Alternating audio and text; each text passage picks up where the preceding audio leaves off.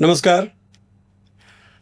आप सभी का स्वागत है out of the box studio में।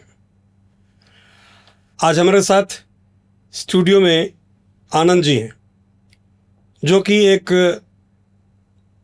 जिम ट्रेनर हैं। जिम आज के दौर में सबसे नई जनरेशन के लिए सबसे ज़रूरी चीज़ है।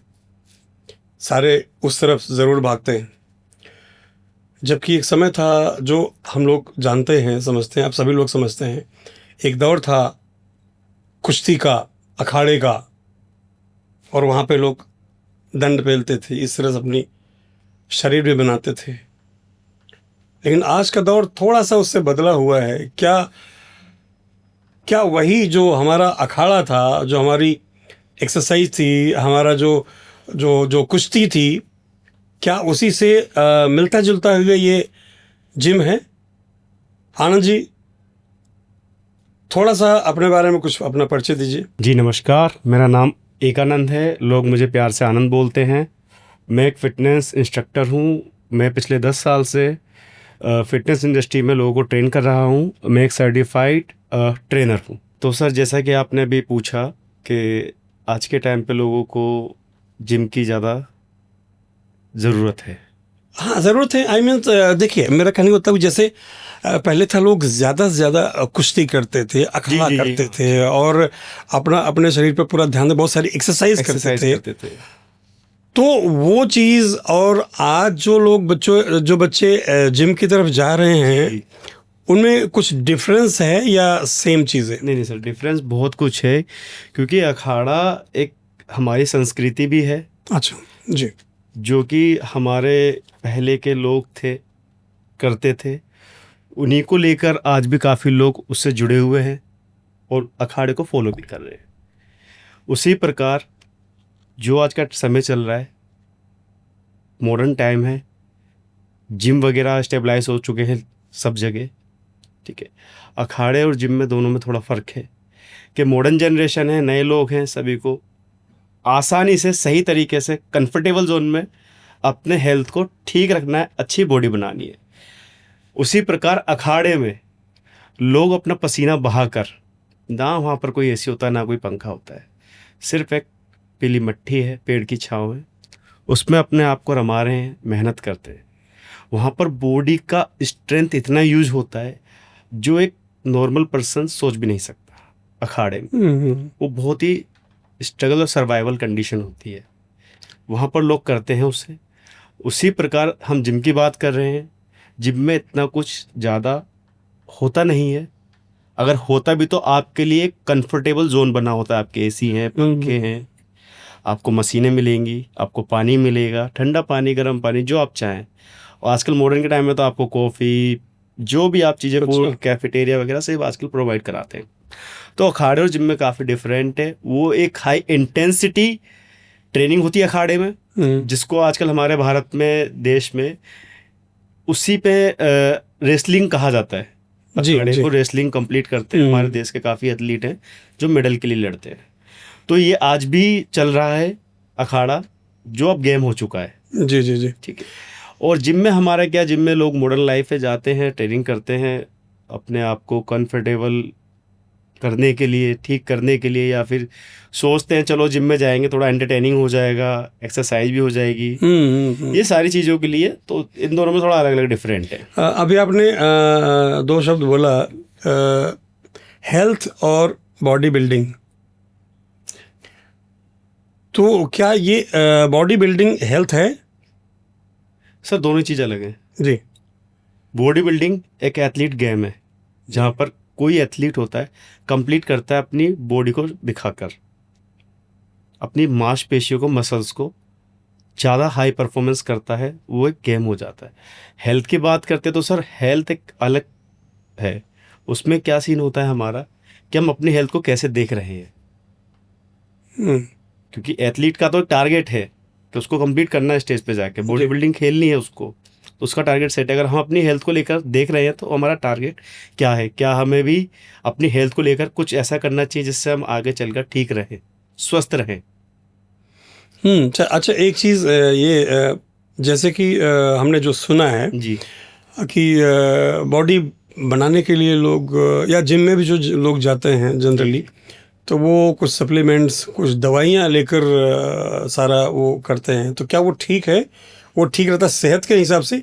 क्या ठीक रहता है, या उसको किस वे में आप समझाना चाहेंगे? सर, मैं तो यही कहूँगा कि देखिए, सप्लीमेंटेशन है ज़रूरी, लेकिन सबके लिए नहीं है।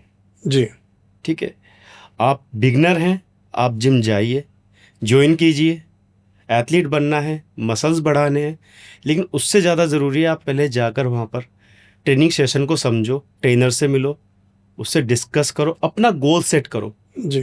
आपका टारगेट क्या होना चाहिए, लक्ष्य क्या है आपका? जी। एथलीट बनना है, वो भी आपको ट्रेनर उसमें गाइड करेगा कि भाई आपको एथलीट बनना है। स्टेप 1 है, आप फिलहाल ये सोचो कि आपको रेगुलर जिम आना है।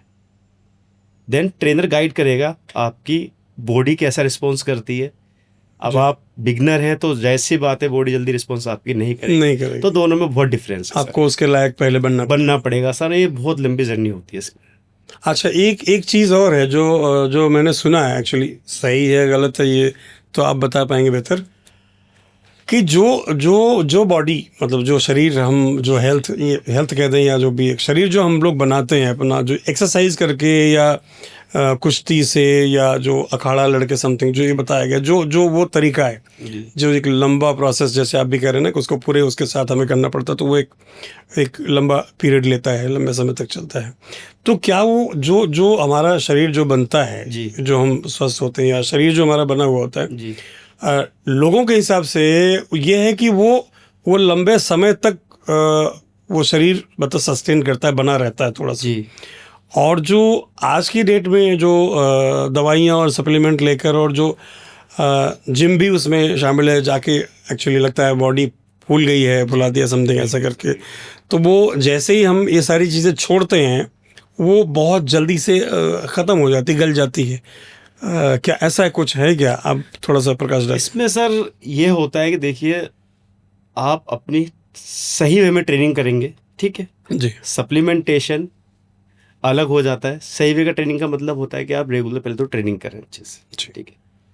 आपको पता है जब आप ट्रेनिंग कर रहे हैं तो ट्रेनर या कोई ना कोई आपको वहाँ पर समझाएगा ही कि भाई आप सोर्स ऑफ प्रोटीन है, बेसिक माइक्रो और मैक्रो न्यूट्रिएंट्स का कॉम्बिनेशन फूड, जी। डाइट फूड, यानी कि घर का खाना आप खाइए, रेगुलर जिम कीजिए, ठीक है।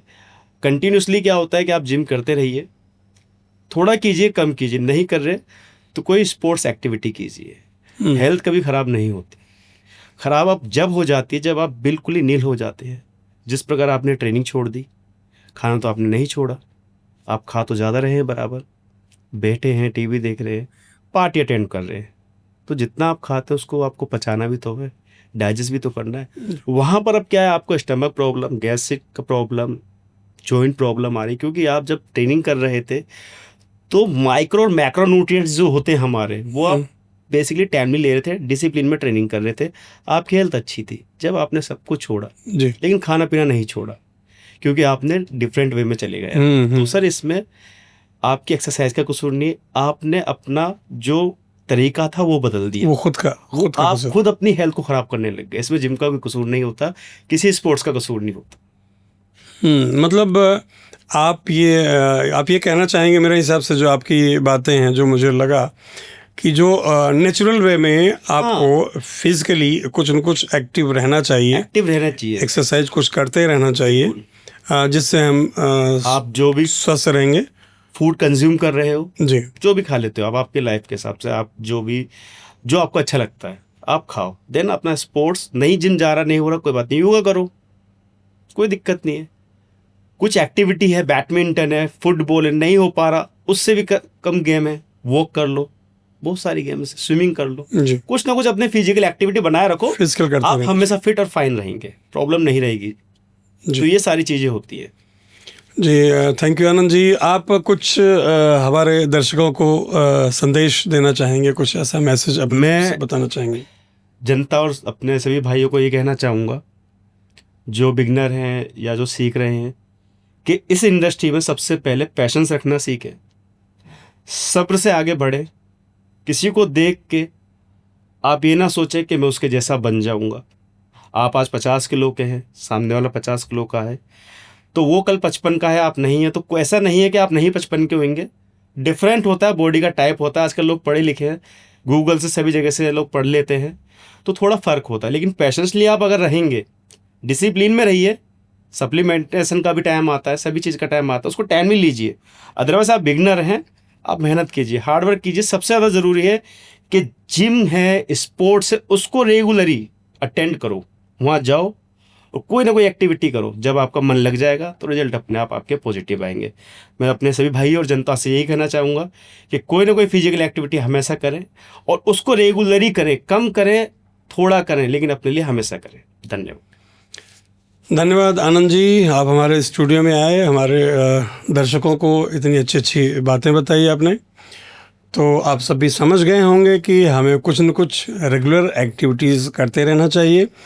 किसी से इन्फ्लुएंस्ड होकर हमें अपनी सीमा पता होनी चाहिए कि हम क्या कर सकते हैं और हमें कितनी मेहनत करनी है, क्योंकि आपका शरीर है, आपको पता होना चाहिए कि हम कितनी एक्सरसाइज करने, कितनी मेहनत कर सकते हैं।